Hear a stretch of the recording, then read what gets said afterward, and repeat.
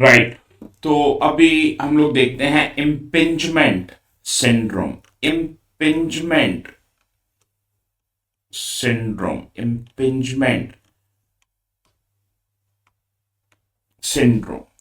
इसी बीमारी का दूसरा नाम भी है, इसको हम लोग क्या बुलाते हैं? Painful arc syndrome. It is also known as painful arc syndrome. Right, देखिए यहां पे इस जगह पे ये होता है, सब अलग अलग तरह के मसल्स शोल्डर के आसपास वाले। राइट, तो इसका कॉज क्या रहता है? सॉरी, इसका कॉज रहता है जी सब एक्यूट टेंडिनाइटिस, सब acute tendinitis of supra spinatus, सब acute tendinitis of supra spinatus.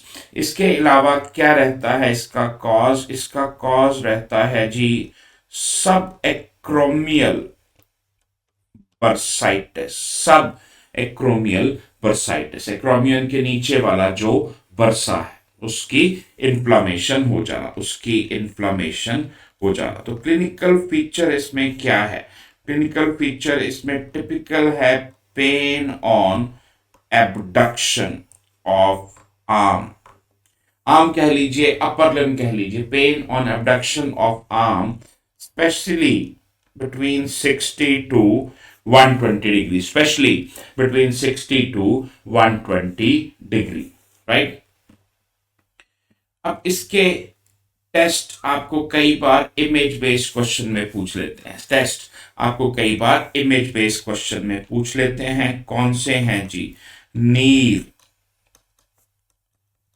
Impingement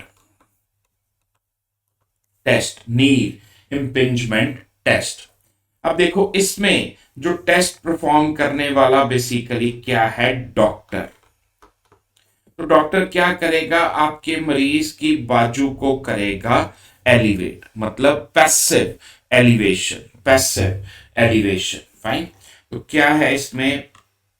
passive मतलब डॉक्टर ने की पैसिव एलिवेशन ऑफ इंटरनली, अंदर की ओर रोटेटेड आर्म इन सेजाइटल प्लेन। यह है आपका नीर इम्पिंजमेंट टेस्ट, नीर इम्पिंजमेंट टेस्ट। राइट, इसमें आपके मरीज को पेन होगा, आपके मरीज को पेन होगा। राइट, फिर इसमें और क्या है आपका? Hawkins test, Hawkins, Hawkins test में क्या होगा? एल्बो, आप देख सकते हैं elbow is flexed to 90 degree. देखो एल्बो फ्लेक्शन हो रखी है कहां पे? 90 डिग्री पे, एल्बो फ्लेक्स हो रखी है 90 डिग्री पे। और इसके बाद डॉक्टर साहब क्या करेंगे? Shoulder is passively flexed, passively flexed to 90 degree, passively flexed to 90 degree, right? और साथ के साथ देखो ऐसे क्या है? इंटरनल रोटेशन, साथ के साथ हम लोग इंटरनली रोटेट कर देंगे। अब इसका ट्रीटमेंट क्या है? हम अपने मरीज को देंगे नसेड्स और बोलेंगे कि जिस एक्टिविटी से भी दर्द होता है उसको अवॉइड करो ताकि और ज्यादा ट्रॉमा ना हो। कब तक? कम से कम 6 हफ्ते तक, कम से कम 6 हफ्ते तक। इसके अलावा हम अपने मरीज की कराएंगे फिजियोथेरेपी, अपने मरीज की कराएंगे फिजियोथेरेपी। जरूरत पड़ा तो जहां पेन है वहां पे हमें स्टीरॉयड का इंजेक्शन भी लगाना पड़ेगा, स्टीरॉयड का इंजेक्शन भी लगाना पड़ेगा। और इन सब के बावजूद अगर आपके मरीज को फर्क नहीं पड़ रहा तो हम लोग क्या करते हैं, आर्थोस्कोपिक सब एक्रोमियल डीकंप्रेशन, सब एक्रोमियल डीकंप्रेशन, राइट। अब इसमें हम लोग क्या करेंगे, एक सुई वहां पे मारेंगे, जो भी कुछ है इन्फ्लामेशन वगैरह है सब कुछ, उसको हम लोग बाहर निकाल लेंगे, कोई लूज टिश्यू है उसको बाहर निकाल लेंगे, राइट। ये इसका ट्रीटमेंट है, ये इसका ट्रीटमेंट है, राइट। अब आगे अगला टॉपिक हम लोग देखेंगे rotator cuff arthropathy. Rotator cuff tear बोलना थोड़ा सा गलत है, रोटेटर कफ इसको हम आर्थोपैथी बुलाएंगे।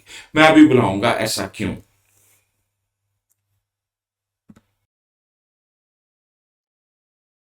Rotator cuff arthropathy, right. Rotator cuff arthropathy, मैंने इसको रोटेटर कफ टीयर क्यों नहीं बोला। रोटेटर कफ की जो प्रॉब्लम्स हैं उन सबको मिला के हम लोग बोलते हैं आर्थोपैथी। मैंने इसको टीयर इसलिए नहीं बोला बिकॉज मोस्ट कॉमन कॉज इस बीमारी का जवान लोगों में तो होता है ट्रॉमा, बट बूढ़े लोगों में, ओल्ड एज में क्या रहता है, डीजेनरेटिव डिसऑर्डर्स, डीजेनरेटिव डिसऑर्डर्स। जैसे डीजेनरेटिव डिसऑर्डर कौन से हुए, for example osteo arthritis, right. उन सिचुएशन में हमारे मरीज को हो जाती है रोटेटर कफ आर्थोपैथी। आप याद कीजिए रोटेटर कफ में मसल कौन कौन से हैं, सुप्रा स्पाइनेटस, इंफ्रा स्पाइनेटस, और क्या है जी, टीरिस माइनर, फिर क्या है सब स्कैपुलरिस। आपने इसको कैसे याद किया है, with the help of mnemonic SITS, SITS mnemonic की मदद से आपने इसको याद किया हुआ है। अब इसमें क्या क्वेश्चन पूछते हैं, अलग अलग तरह के टेस्ट। देखो पहले मुझे थोड़ा जूम इन जूम आउट करना पड़ेगा। ये क्या है, ये टेस्ट किसका है, ये है सुप्रा स्पाइनेटस का। एग्जामिनर ने हाथों को स्टेबल किया और ऐसे इंटरनल रोटेशन, इसको हम लोग क्या बुलाते हैं, बियर कैन टेस्ट, या हम लोग बुलाते हैं empty can test. As if मरीज के दोनों हाथों में बियर के कैन थे और मरीज उनको ऐसे गिरा रहा है, फाइन। ये टेस्ट किसका है, सुप्रा स्पाइनेटस का। फिर आगे ये टेस्ट किसका है जी, ये टेस्ट है इंफ्रा स्पाइनेटस का, इंफ्रा स्पाइनेटस का। इसमें क्या है, E R lag test, external rotation पे थोड़ा सा लैग नजर आएगा, मरीज बाकी एक्टिविटी करते समय अनकंफर्टेबल नहीं होगा, बट एक्सटर्नल रोटेशन करते समय थोड़ा बहुत अनकंफर्टेबल होगा। तो ये टेस्ट किसका हुआ, इंफ्रा स्पाइनेटस का। अच्छा ये टेस्ट आपका किसका हुआ, टीरेस माइनर का। इसको हम लोग क्या बुलाते हैं, हॉर्न ब्लोअर टेस्ट। ऐसे करके हम मरीज का हाथ उसके मुंह तक लाएंगे जैसे शंख बजाने वाला, राइट। तो उसमें मरीज को थोड़ा सा पेन होगा। अगर टीरेस माइनर में कोई भी इंजरी है तो, या कोई भी इन्फ्लामेशन है तो। अच्छा ऐसे करके मरीज का हम लोग बोलेंगे कि इस तरह से हाथ ऊपर उठाओ। ये टेस्ट कौन सा हुआ, लिफ्ट ऑफ टेस्ट। इसका दूसरा नाम है जी इसी टेस्ट का, जर्बर टेस्ट। ये टेस्ट किसको चेक करता है, सब स्कैपुलरिस, सब स्कैपुलरिस को ये टेस्ट हमारा चेक करेगा, राइट। टेस्ट तो सारे कर लिए, अब हमें अपने मरीज का करना है ट्रीटमेंट। अवॉइड स्टर्नस मतलब जोरदार फिजिकल एक्टिविटी, खास करके वो एक्टिविटी जिससे मरीज को दर्द होता हो, क्योंकि उसमें क्या होगा, पेन और भी ज्यादा बढ़ता जाएगा। Non steroidal anti inflammatory drugs देंगे, और अगर जरूरत पड़ी तो अपने मरीज को स्टीरॉयड का इंजेक्शन भी लगाएंगे, स्टीरॉयड का इंजेक्शन भी लगाएंगे। फाइन। सर्जरी के नाम पे हम लोग क्या कर सकते हैं, arthroscopic repair of the tear. भाई जहां जहां से मसल टेंडन फटे पड़े हैं वहां पे जाके उनका हम लोग रिपेयर कर देंगे। और ये रिपेयर हम लोग कैसे करेंगे, ये रिपेयर हम लोग करेंगे आर्थोस्कोपिकली, ओपन सर्जिकल रिपेयर नहीं करेंगे, क्योंकि और ज्यादा फाइब्रोसिस होगा, और ज्यादा फाइब्रोसिस होगा। कई बार डैमेज इतना ज्यादा होता है कि रिपेयर के लायक कुछ बचा ही नहीं होता। उस सिचुएशन में हम लोग कर देंगे टेंडन ट्रांसफर्स। और किसका टेंडन ट्रांसफर करेंगे, लेटिसिमस डॉर्साई मसल का, लेटिसिमस डॉर्साई मसल।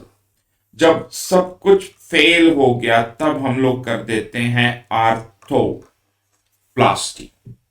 राइट, जॉइंट का हिस्सा नया लगाना पड़ेगा, जॉइंट का हिस्सा नया लगाना पड़ेगा, आर्थोप्लास्टी। राइट जी, ओके। एक और बहुत ही छोटा सा टॉपिक है, उसको यहीं देख लेते हैं, हालांकि रिलेटेड तो नहीं है बट देख लेते हैं प्लीज। क्या है बेकर सिस्ट।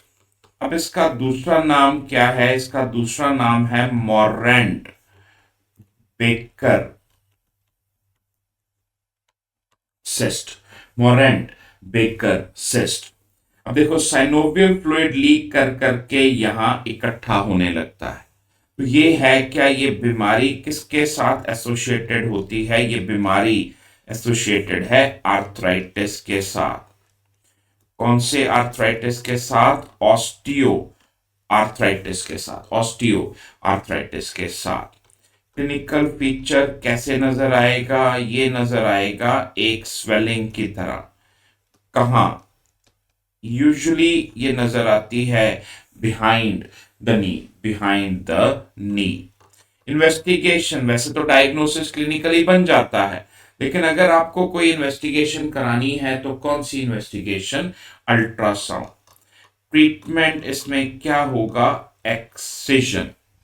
याद रखने वाला, क्वेश्चन पूछने वाला ये point, clinical feature swelling behind the knee, specially अगर आपके मरीज को ऑलरेडी किसी भी तरह का आर्थराइटिस है।